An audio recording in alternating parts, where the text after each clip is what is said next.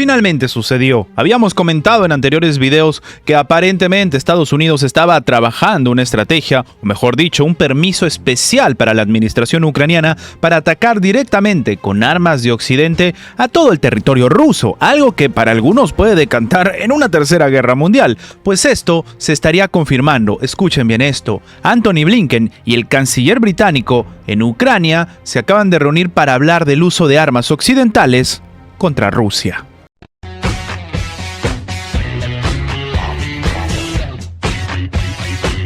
El secretario de Estado norteamericano Antony Blinken y el ministro de Exteriores británico David Lammy están precisamente el día de hoy en Kiev. ¿Para qué? Para abordar con responsables ucranianos la cuestión del uso de armas occidentales de largo alcance contra Rusia.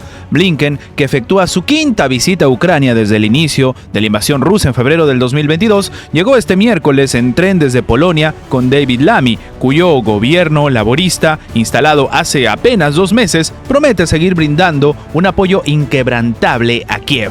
El presidente ucraniano Volodymyr Zelensky ha comentado precisamente una situación que para algunos es un incremento en la presión contra Occidente, porque les ha dicho que le facilite a Ucrania más armamento y con menos restricciones aparejadas, de manera que Kiev pueda, por ejemplo, atacar territorio ruso en profundidad con misiles de largo alcance. Preguntado a propósito, el presidente norteamericano Joe Biden reconoció que Washington ya estaba analizando la cuestión en ese momento. Según de hecho la prensa británica, Biden, que se reunirá el viernes con el primer ministro del Reino Unido, Keir Starmer, podría levantar el veto norteamericano al uso por parte de Ucrania de los misiles Storm Shadow de largo alcance contra Rusia. El Kremlin se ha pronunciado, de hecho, en un comunicado y ha avisado que dará una respuesta muy apropiada si Ucrania recibe luz verde de sus socios occidentales para usar este tipo de armas contra territorio ruso. Este escenario para algunos está saliendo completamente de las manos y para algunos otros estaría demostrando una tensión que solamente va en aumento. De hecho, Blinken aprovechó el escenario para afirmar el día martes en Londres en una conferencia de prensa conjunta precisamente con Lammy que Washington sigue comprometido a darle a Ucrania lo que necesite y cuando lo necesite para hacer frente de manera más eficaz a la agresión rusa. En una entrevista luego con Sky News, Blinken tuvo que responder a la pregunta de si Washington autorizará la adquisición por parte de Kiev de armamento de largo alcance, y él dice que no van a descartar hacerlo y si lo terminan haciendo quieren asegurarnos de que eso ayuda a los ucranianos para que lo puedan conseguir. La cuestión de si se permite a Ucrania emplear misiles occidentales de largo alcance se plantea de manera simétrica a la situación del lado ruso. Washington ha alertado de la entrega de misiles de Irán de corto alcance que Moscú podría usar contra Ucrania en las próximas semanas. Y para algunos esta es la antesala a un conflicto todavía mayor.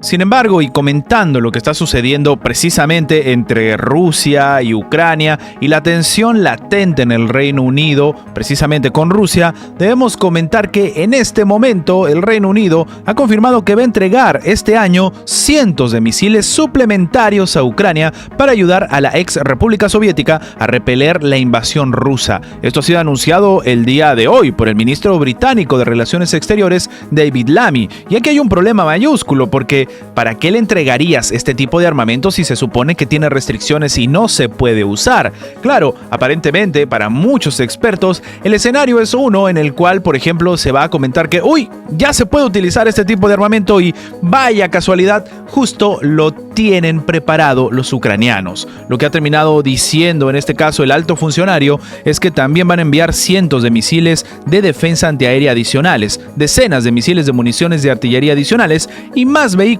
blindados a Ucrania antes de que termine el año. Esto declaró Lammy en una conferencia de prensa con sus homólogos tanto estadounidense como ucraniano. Pero para algunos expertos esto lo único que hace es poner sobre la mesa un escenario de confrontación total. De hecho, las potencias occidentales habían tratado de disuadir a Teherán, por ejemplo, y sobre todo el martes precisamente Estados Unidos, Reino Unido, Francia y Alemania anunciaron nuevas sanciones contra Irán Irán, en particular con el tema del transporte aéreo, tras acusar a la República Islámica de haber suministrado misiles balísticos a Rusia para usarlos en Ucrania.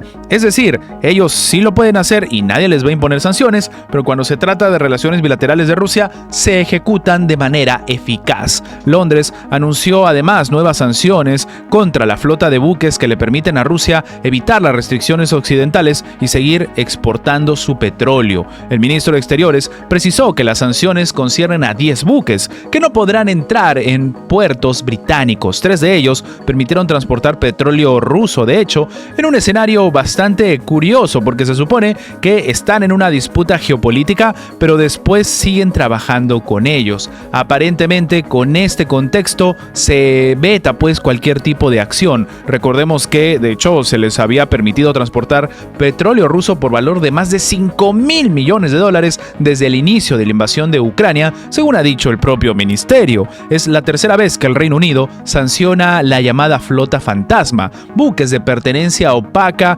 o carentes de seguros que Moscú utiliza para evitar las sanciones del G7 y exportar crudo sin ningún tipo de problema. Esto es algo importante porque no tendrían que hacer esto los rusos si lo exportan a sus aliados, por ejemplo, de los BRICS. ¿Pero por qué lo hacen en este caso? Porque se lo están dando a los propios aliados de Occidente.